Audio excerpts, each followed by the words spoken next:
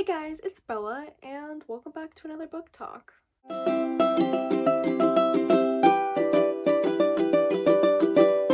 Today, we're going to be talking about Crescent City 2, or House of Sky and Breath. Last time we did one of these videos, I was on theme. I was wearing red and like a leather jacket. Now, gonna be honest, I was too lazy to change. I already filmed a video before this and I didn't really think about it, so I'm not really on theme, but I am really excited to talk about Crescent City 2. Look how big this book is. It's such a chonker, oh my god. I really did enjoy reading this book. I'm going to give a overview, non-spoilerly kind of review before we hop right into all the spoilers. So if you haven't read this book yet, or you're wondering if you should read this book, then you can stay up until when I tell you to leave for spoilers. I absolutely loved seeing Bryce again in this book. Like, I love her. I loved seeing her kick ass, which of course she does, and I just really missed her character, so it was great to revisit her again. I thought her relationships with the other characters, especially Roon and Juniper and Fury, got more fleshed out and more developed, which I really appreciated, considering we didn't really get to see much of Juniper and Fury in the last book. And Roon, like, I don't know, he was there a lot, but he wasn't really like a full front and center character like he is in this book, so I really appreciated seeing more of all of them and their dynamics with Bryce. Now, I'm gonna be honest, this is kind of an unpopular opinion, kind of a popular opinion, I don't know. The Crescent City fan base is pretty split with this, but I'm not a huge Hun Bryce fan. I don't really care for them too much.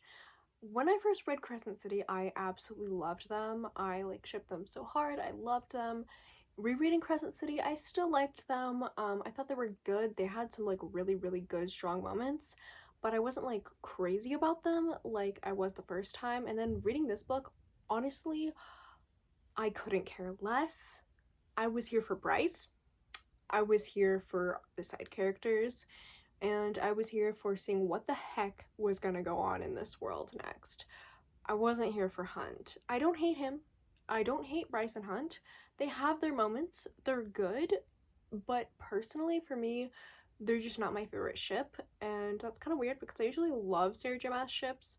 Like, I really loved all the Throne of Glass ships, and ACOTAR has never been my favorite series from her, but it was still enjoyable to read those ships. Like, I didn't hate them, so I don't know.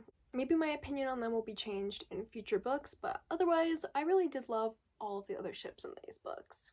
Aside from Bryce, my favorite part of this book was the plot, which is really surprising because I'm a character-driven person. Like, nothing can happen in the book with characters I love and I'll be happy. And Bryce is one of my favorite characters of all time, but I really did love what she did with the plot in this book because Sarah J. Maas is the queen of action. I am not an action oriented person. I don't like reading about action, it bores me. But when I tell you that I am excited for the action in these books, she knows how to write battle scenes, she knows how to write plot twists, she knows how to write all that stuff. And so the action in this book is really good. It has really good foreshadowing, really good twists and turns. I caught some of the twists and turns, some of the plot twists. I didn't catch a lot of them. This book is great. It's great for theorizing and trying to figure out what's gonna happen. That's what I was doing basically the whole book. I was like, oh my god, this connects with this, which connects with this, which I absolutely love doing. At the end, traditional Sarah J. Maas fashion, I was blown away. And if you have somehow avoided spoilers for the ending of this book, good luck. Good luck is all I'm gonna say to you. Alright guys, that's the end of the spoiler-free section. So if you have not read this book, then leave. Please finish it or read it and come back to this video. If you have no interest in reading it, then, I mean, don't see why, but I hope you still have fun in the next chaotic ramblings that is going to be the spoiler section. Okay? Has everyone left that needs to? Okay, so time for spoilers. I loved how this book opened. Like, I opened this book and I'm like, oh my god, we're jumping right into it. Like, I loved Sophie. I loved her whole plotline. I honestly wish we got to see more of her because, like, I could have done with her as a main character.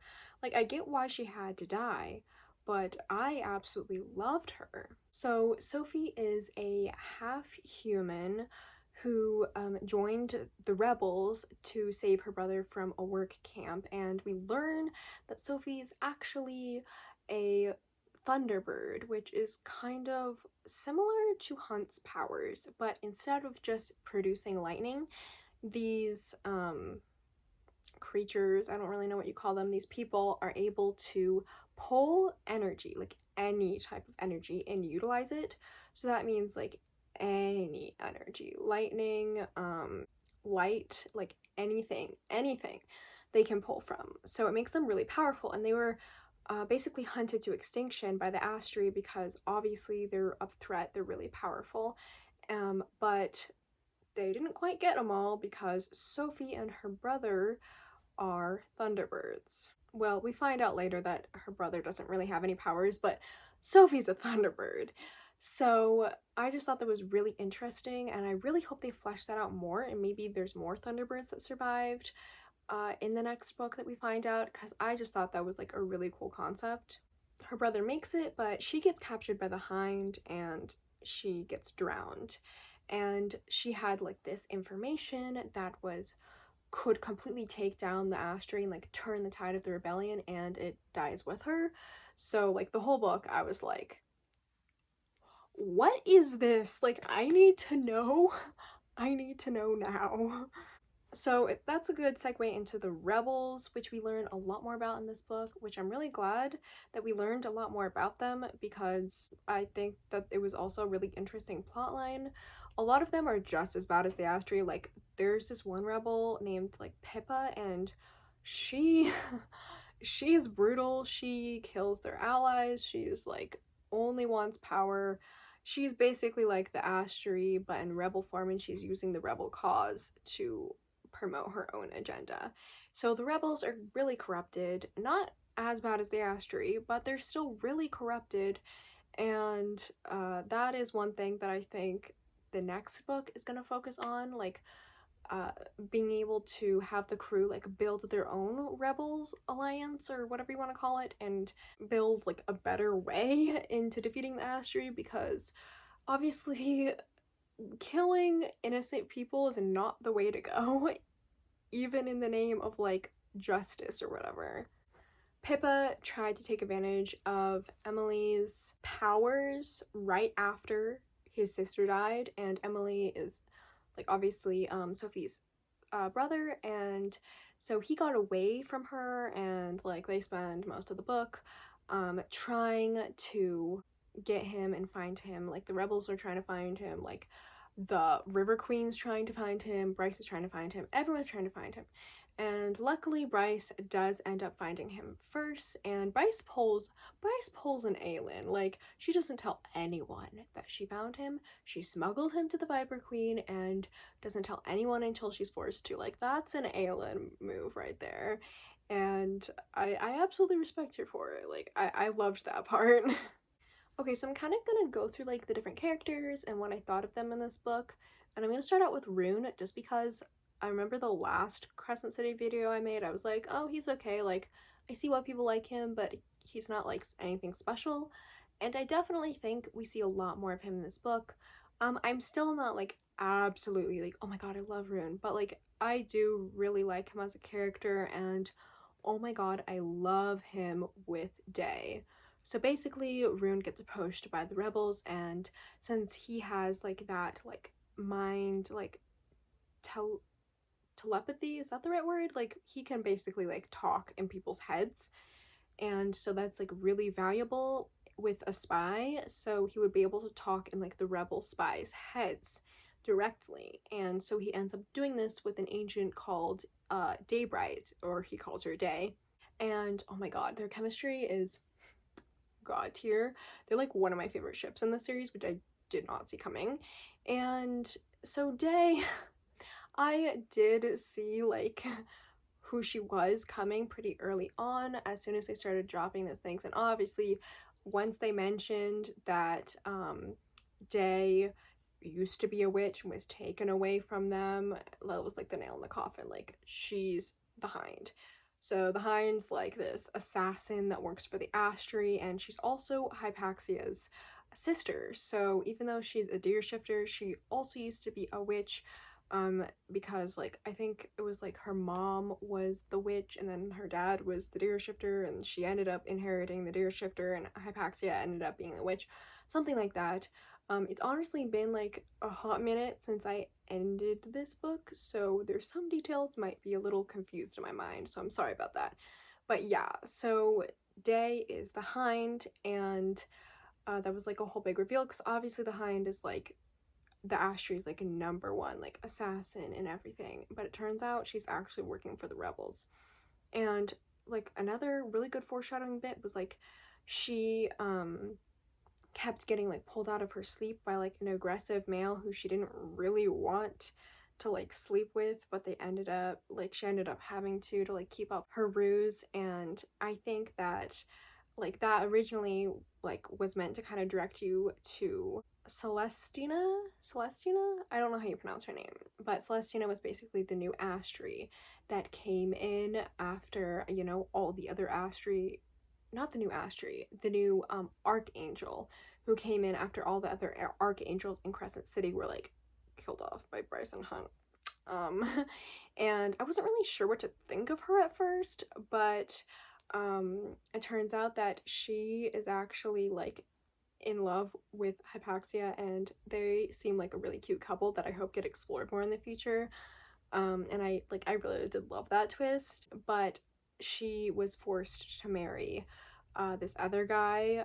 I don't remember his name, but the Astri like forced her to marry that other guy, so it kind of seemed like it could be her, but it was too obvious of an answer, and I don't know, the personalities didn't really like match up. So, but the Hind is with Pollux, who is like this super like psychotic male, and there was really no indication that she didn't want to be with him until like there's starting to be seeds like planted throughout the book that she wasn't quite happy with him, and I'm like, oh, that's who it was. So, and then Roon like said he recognized her scent and everything, and I don't know, there was a lot of really good foreshadowing. It wasn't like too obvious, but it was like really fun to kind of work out. I really did enjoy working that out. Speaking of like all these reveals, I honestly got really tired of the Danica reveals. Like her mate, like she had a mate, and like all of these different things got revealed in this book, and I'm kind of getting a little tired of it because it's not looking so good for Danica. Like she kept a lot of things from Bryce. Like it feels like we don't know her that well, and honestly I don't really think all those reveals were necessary. Like I don't know, I was getting tired of them. So I don't know what you guys think about that or think about Danica now.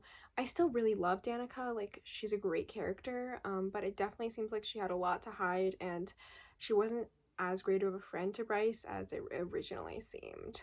So the two other like main side characters or whatever were Ethan and Therion. And Ethan, I didn't have like too many opinions on him in this book, but I thought that his plot with the wolf was really interesting, and that whole like scene, I don't remember what they called it, but like where they were all the like people who could like go between the different dimensions, and like they were stuck in those like big pods. That was really interesting. I thought that was like a really good world building thing, and I'm so excited to explore the wolf in the future because she seems like a really good character, and I'm so excited. Therion, I don't know if this is an unpopular opinion, but I don't like him.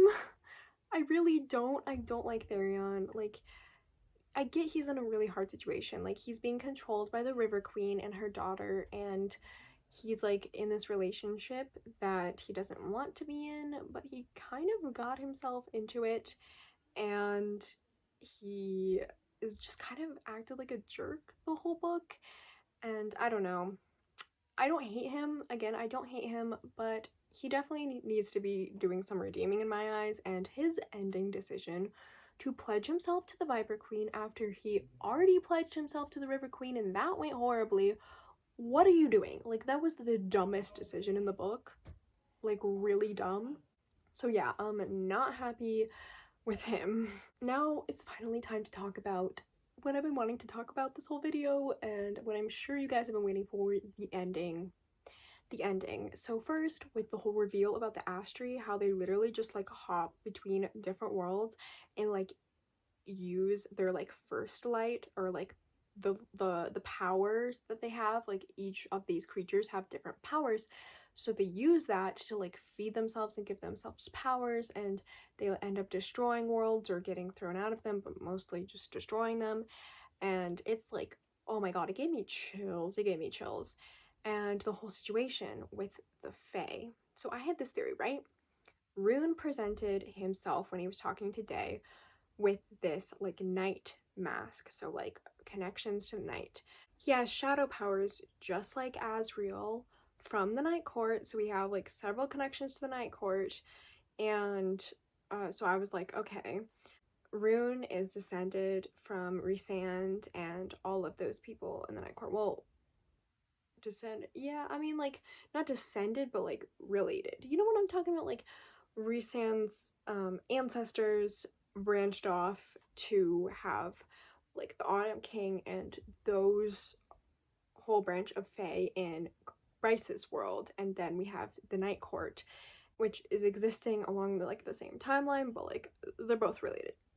I explained that terribly, but I think you guys get what I'm saying.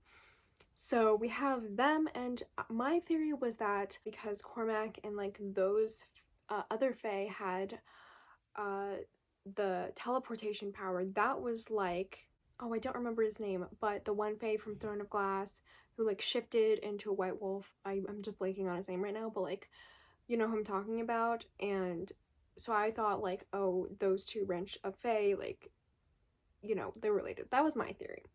But it turns out that I should have seen this coming. I really should have. But the shifters used to be Fae, but Astri like bred their pointed ears out of them, and so the shifters are actually the Throne of Glass Fae, because all of the Fae in Throne of Glass can shift to animal forms.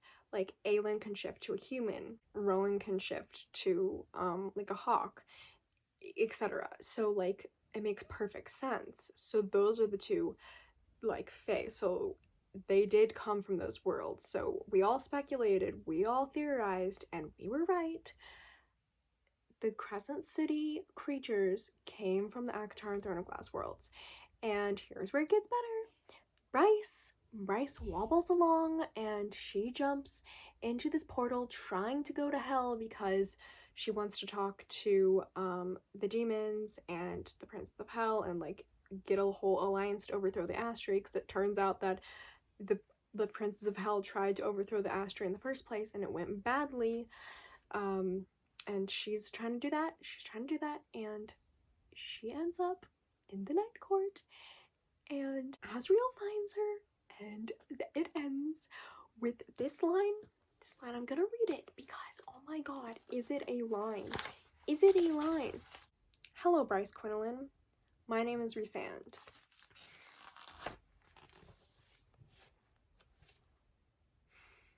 When I flipped when I read that line. Like, I didn't expect the crossover to happen so soon. I expected it to happen in like the last book of Crescent City, but no, it is happening. It's happening, guys. It's happening, and we're gonna get the Throne of Glass in there too, because we have to do all the three like coming together. And oh my god, I'm losing my mind, guys. I'm losing my mind.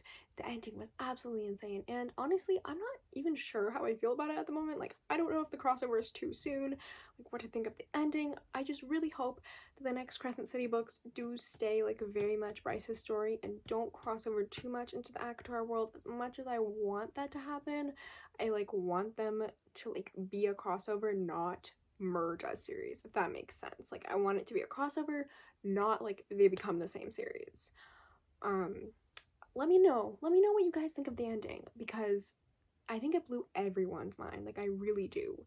This book was insane. It was crazy. I know I didn't cover everything that happened in this book, but I don't want this to be like a huge long video. Like my Crescent City video was so long. It was such a pain to upload, and I really don't want to have a repeat of that.